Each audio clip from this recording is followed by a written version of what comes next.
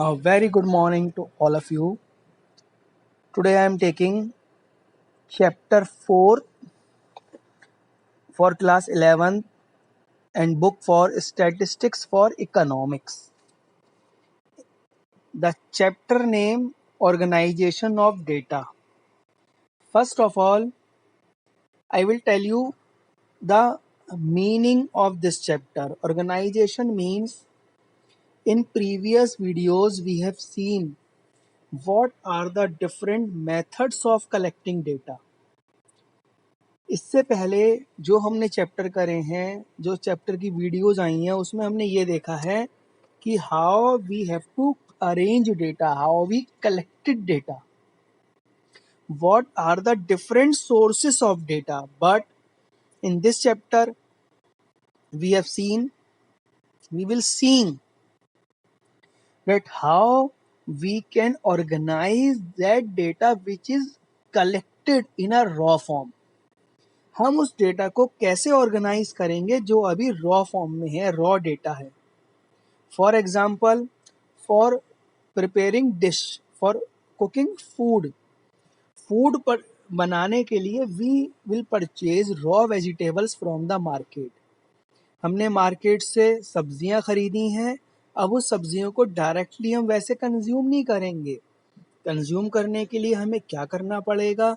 First of all, उस एक procedure है उस रॉ वेजिटेबल्स को डिश प्रिपेयर करने में. तो उस प्रोसीजर को हमें फॉलो करना पड़ेगा और फॉलो करने के बाद ही हम उन वेजिटेबल्स को कंज्यूम कर पाएंगे. That the same thing here कि हमने जिस पर्पस को फुलफिल करने के लिए जो हमने डेटा कलेक्ट करा है, मेथड कोई भी हो सकता है, सोर्सेस कोई भी हो सकते हैं, लेकिन जो हमारा ऑब्जेक्टिव है वो सिर्फ डेटा को कलेक्ट करना नहीं है. डेटा को कलेक्ट करने के साथ साथ उसको ऑर्गेनाइज करना for presenting a scientific manner. हम उसको साइंटिफिक मैनर से प्रेजेंट करें. After data have been collected by the investigator for any statistical study, the next step is to organize them because these data are just the raw data. Raw data may not be able to imply the meaningful interpretation of the study. Raw data always differ. Example, different families, price of vegetables and different market. So first of all, we have to arrange it in a particular manner. In this slide, you have seen classification of data. Raw data collected by the investigator need to be organized first in order to conclude the statistical study. Raw data को जिसको investigator ने collect करा है उससे कोई decision लेने के लिए पहले हमें उसको ऑर्गेनाइज करना पड़ेगा. ऑर्गेनाइजेशन ऑफ डेटा रेफर्स, क्या इसका मीनिंग है? Arrangement of figures in a such form. जो भी हमारी इंफॉर्मेशन है उसको अरेंज करना इस फॉर्म में that we should be able to comparison. हम इस पोजीशन में आ जाएं कि हम उसको कंपैरिजन कर सकें. इसी के साथ what are the objectives of classification. हमारे क्लासिफिकेशन के क्या क्या ऑब्जेक्टिव्स हैं? First, to present the information in a simple form. जो भी हमारी इंफॉर्मेशन है उसको प्रेजेंट करना सिंपल फॉर्म में. टू फैसिलिटेट कंपैरिजन, उसको कंपेयर करना. Without comparing every statistical information is zero. अगर हमें कोई ऐसी स्टडी है जिससे हम कंपेयर नहीं कर पाएंगे तो हमारी स्टडी जीरो है. साइंटिफिक अरेंजमेंट, जो अरेंजमेंट होना चाहिए साइंटिफिक होना चाहिए, लॉजिकल होना चाहिए, उसका कोई ना कोई सीक्वेंस होना चाहिए.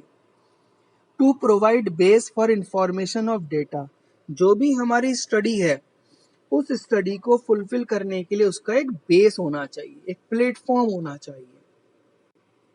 इसी के साथ इसके characteristics, comprehensiveness of data. Data should be completed. Partial information is harmful. जो पार्शियल इंफॉर्मेशन है वो हार्मफुल है। तो डेटा क्या होना चाहिए? कंप्लीट होना चाहिए in every aspect.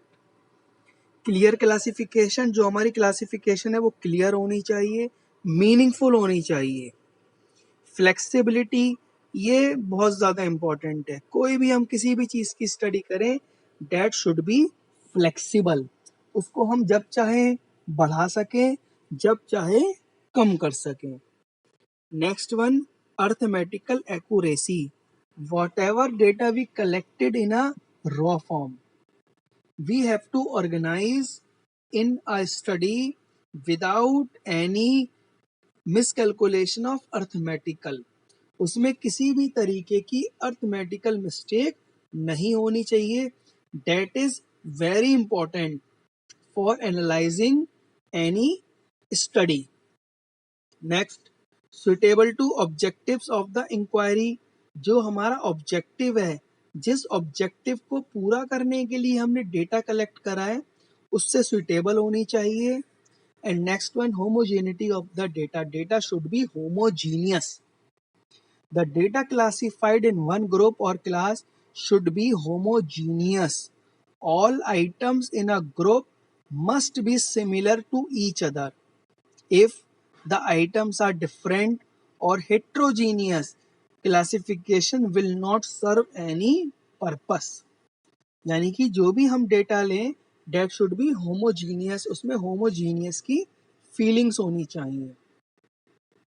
Next topic, methods of classification. जो हम क्लासिफिकेशन करते हैं उसके क्या क्या मेथड्स हैं? It should be based on the basis of time, जिसको हम कहते हैं chronological classification. On the basis of area, geographical. On the basis of magnitude, quantitative.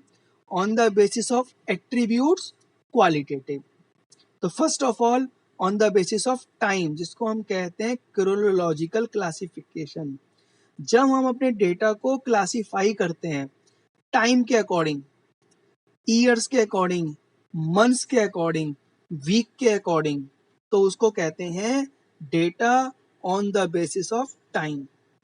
Slides आप देख रहे हैं, एक कॉलम है ईयर का और दूसरे कॉलम है वीट, यानी कि ईयर के हिसाब से हमने रिप्रेजेंट करा है कि 2013 में हमारा कितना वीट प्रोड्यूस हुआ, 78,000 टन्स। 14 में 87, 2015 में 79। ये एग्जाम्पल है हमारा on the basis of time का। दूसरा है on the basis of area. State के अकॉर्डिंग भी हो सकता है, डिस्ट्रिक्ट के अकॉर्डिंग भी हो सकता है, रीजन के अकॉर्डिंग भी हो सकता है, रूरल एरिया अर्बन एरिया के अकॉर्डिंग भी हो सकता है। तो जब हम अपने डेटा को क्लासिफाई करेंगे एरिया के हिसाब से, तो हम कहेंगे जोग्राफिकल क्लासिफिकेशन। जैसे पंजाब में कितना लाख टन प्रोड्यूस हुआ राइस का, हरियाणा में, उत्तर प्रदेश में, मध्य प्रदेश में, अदर स्टेट्स में। तो फर्स्ट वाले में हमने देखा जहां डेटा को क्लासिफाई करा गया है टाइम के अकॉर्डिंग। सेकंड वाले में हमने देखा जहां डेटा को क्लासिफाई करा गया है एरिया के अकॉर्डिंग। वेस्टर्न, ईस्टर्न, सदर्न, तो अलग अलग उसके हिसाब से एरिया हो सकते हैं। तो जब हम एरिया के हिसाब से अपने डेटा को क्लासिफाई करेंगे तो हम कहेंगे जोग्राफिकल क्लासिफिकेशन। इसी के साथ when we classify our quantitative, it means when statistical data are classified with reference to those characteristics which can be numerically expressed, such as height, weight, profit, income. It means we are classify data on the basis of magnitude. For example, table 4.3, it have clearly seen profit 50 to 60 lakh, number of companies 140। यानी कि ऐसी companies जिनका profit 50 lakh से ज़्यादा लेकिन 60 लाख से कम है, तो वो कंपनीज है 140। ऐसी कंपनीज जिनका प्रॉफिट 60 लाख या 60 से ज़्यादा है लेकिन 70 से कम है, तो ये कितनी कंपनीज है, 170। तो जब हम इसके अकॉर्डिंग अपने डेटा को क्लासिफाई करते हैं तो ये होता है on the basis of magnitude. Another one, when statistical data are attributes qualities, employment level, literacy, honesty, colors. It means when classification of data is done according to descriptive characteristics. In table 4.4 you have seen educated pupil 40, uneducated 60, unemployed educated 110 and uneducated number of workers 70. तो जब हम qualitative data को collect करते हैं quality के according तो हम कहते हैं क्वालिटेटिव क्लासिफिकेशन. जब हम उसको वेट हाइट के अकॉर्डिंग कहते हैं तो हम उसको कहते हैं क्वांटिटेटिव. जब हम उसको एरिया के हिसाब से कहते हैं तो हम उसको कहते हैं ज्योग्राफिकल. और जब हम उसको टाइम के अकॉर्डिंग कहते हैं तो उसको हम कहते हैं क्रोनोलॉजिकल. इसी में लास्ट में आप देखेंगे इसमें कुछ क्वेश्चंस वगैरह हैं. तो जो भी स्लाइड्स अभी हमने देखी हैं उस स्लाइड्स के बेस पे कुछ क्वेश्चंस हैं जिसके नीचे आंसर दिए गए हैं. For example, state wise production presentation of production of rice in India. अगर हमें राइस का प्रोडक्शन देखना है स्टेट के अकॉर्डिंग तो बेस्ट मेथड कौन सा होगा? Geographical. Presentation of population on off India on the basis of literacy तो हम उसको बोलेंगे क्वालिटेटिव. तो जहां लिटरेसी आ गई, जेंडर आ गई, वो क्वालिटेटिव हो गई. जहां एरिया के हिसाब से आ गया वो ज्योग्राफिकल हो गया. तो इसको क्वेश्चंस को करने हैं. इसी के साथ कुछ होती है सीरीज कि हमने डेटा को कलेक्ट कर लिया, हमने उसको ऑर्गेनाइज कर लिया, क्लासिफाई कर लिया. अब उसको एक सीरीज में प्रेजेंट करना. The system in which area are presented in some proper order और when data are logically and systematically arranged. This arrangement is statistical series. कुछ सीरीज होती हैं. तो 3 सीरीज जनरली हम इसमें लेते हैं. एक होता है जिसको हम इंडिविजुअल सीरीज कह सकते हैं, एक होता है हम उसको डिस्क्रीट सीरीज कहते हैं, एक होता है जिसको हम कहते हैं कॉन्टिन्यूअस वेरिएबल या frequency distribution. Now what is variables? Variables क्या होते हैं? कोई भी इंफॉर्मेशन जिसको हम रिप्रेजेंट कर रहे हैं नंबर्स में, that are variables. Variables represent quantitative character of an item. A variable is a characteristic which is capable of being measured and capable of change in its value from time to time.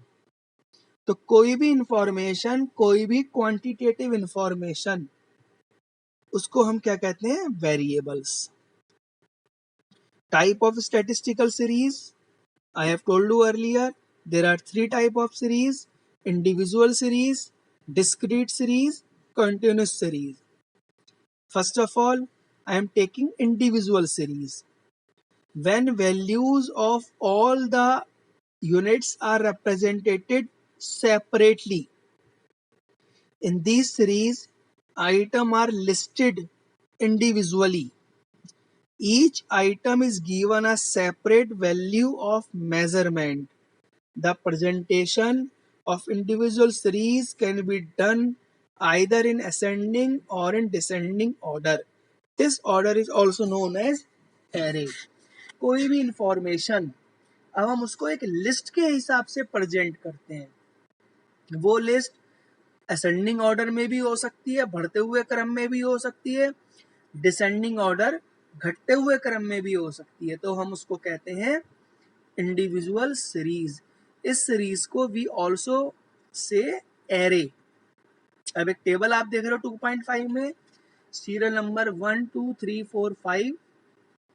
In front of serial number 1 5 marks, in front of 2 10 marks, in front of 3 15, 4 20 and 5 25. तो ये single array values हैं, इसको हम बोलेंगे individual series.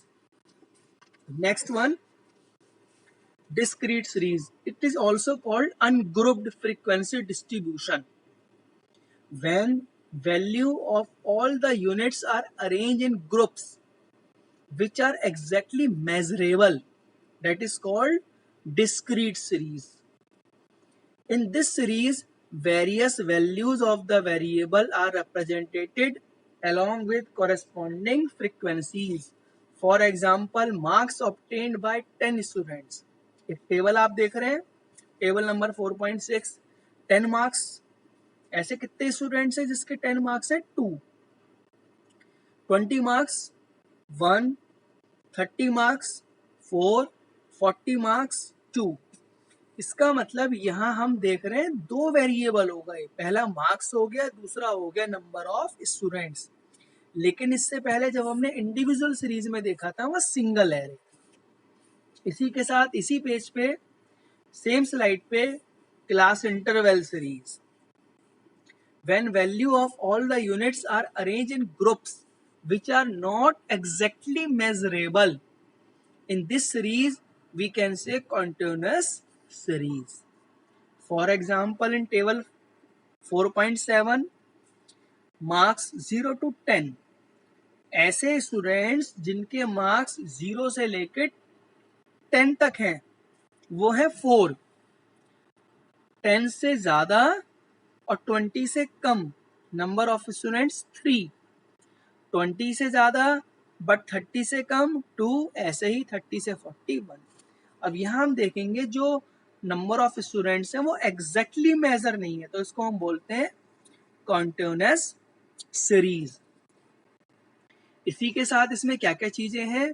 Frequency, जहां हमारे number of students हैं इसको हम कह सकते हैं फ्रीक्वेंसी। जो हमारी लोअर वैल्यू और अपर वैल्यू है इसको बोलते हैं class interval. 0 to 10, that is class interval 0 lower value, 10 upper value.